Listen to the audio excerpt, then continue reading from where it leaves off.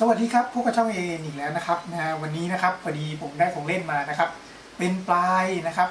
เขาเรียกว่าปลายโซลิดนะหรือน่าจะเป็นไฟเบอร์ตันมากกว่านะครับก็ปลายโซลิดนั่นแหละครับ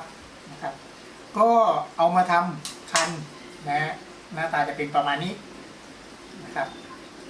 ทำคันประมาณนี้ทำเพื่อทำอะไรล่ะทำไว้สำหรับงานทิปรันโดยตรงเลยครับทิปรันที่เป็นคันเบสนะครับได้อะไรจากการทำตรงนี้ก็คือปลายมันจะไวมากเลยนะครับแค่ยิงตึ๊กจึ๊กทีเดียวก็รู้แบบไวอะครับมันเพิ่มเซนส์ได้มากขึ้นก็เราไปชมวิธีการทำกันเลยครับพร้อมกับการทดสอบการใช้งานนะครับเรามาเริ่มจากการหาขนาดก่อนหาขนาดตำแหน่งที่จะวางนะครับก็ตัวนี้ผมว่าจะวางสักแค่นี้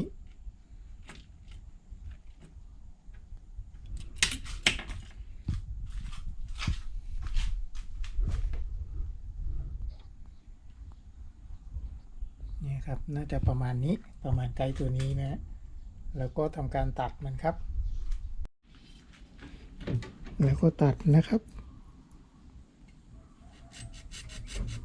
ก่อนอื่นนะครับเราจะต้องเอาสว่านนะครับจับแล้วก็ขัดมันนะครับขัดมันให้บางลงนะให้มันเป็นบ่าครับพูดง่ายๆเป็นบ่านะเพื่อที่จะเอามาสวมกับนี้นะครับ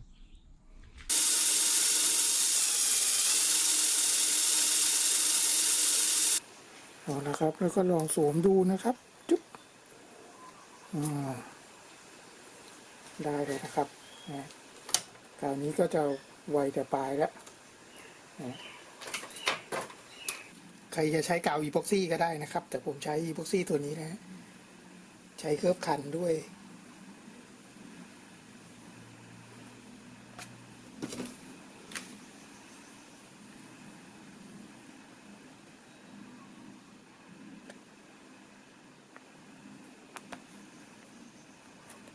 นิดเดียวพอนะครับเพราะว่าแค่ใส่เข้าไปแค่นั้นเองนะแค่ต่อคันนะครับแล้วก็ใส่ปลายเลยนะครับพยายามให้อีพ็อกซี่มันลงไปข้างในเยอะ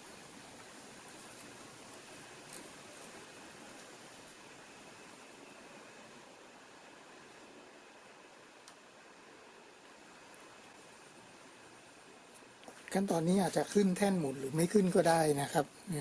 ถ้าไม่ขึ้นก็ต้องคอยปาดมันนะครับเพราะมันจะหยดไปข้างหลังนะถ้าขึ้นแท่นหมุนก็เสี่ยงกับการที่มันจะไม่ตรงตำแหน่งนะ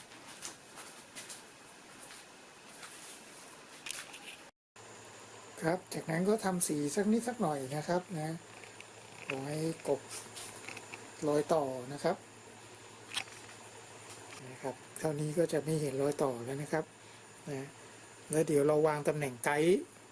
ลงบนรอยต่อพอดีก็คือจะพันได้ไว้ชั้นหนึ่งก่อนนะครับเพื่อที่จะรับแรงรับแรงเวลา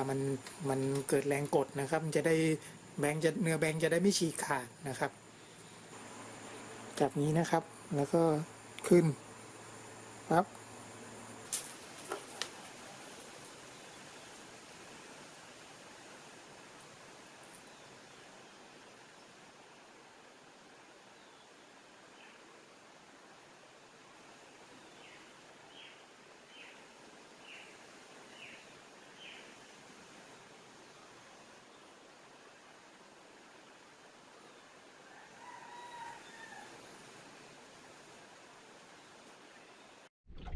นะครับก็เราลองหน้างานจริงกันเลยนะ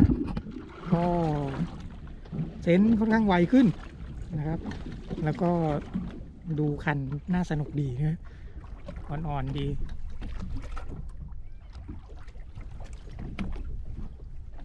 นะครับจับนิดเดียวก็รู้แล้วครับ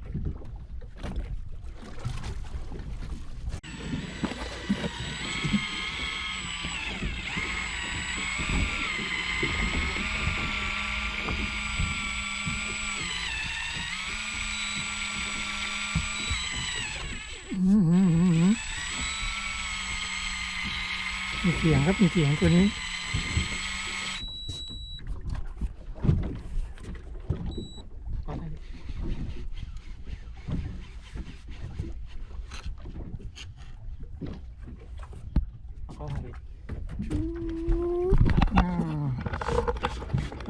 เล่นตามเอาแล้วผมเอาขึ้นไป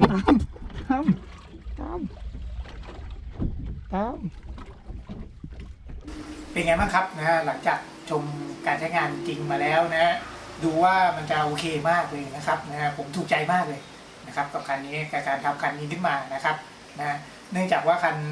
คันเบสที่เป็นเบสนะฮะที่รันโดยตรงมันจะไม่ค่อยมีเท่าไหร่นะครับมีราคาสูงเลยครับนะก็ไม่ค่อยถูกใจนะครับนะก็เลยสรุปว่าซื้อปลายมาโมเองนะครับนะขอบคุณมากครับถ้าไงลองทำตามกันได้นะครับสวัสดีครับ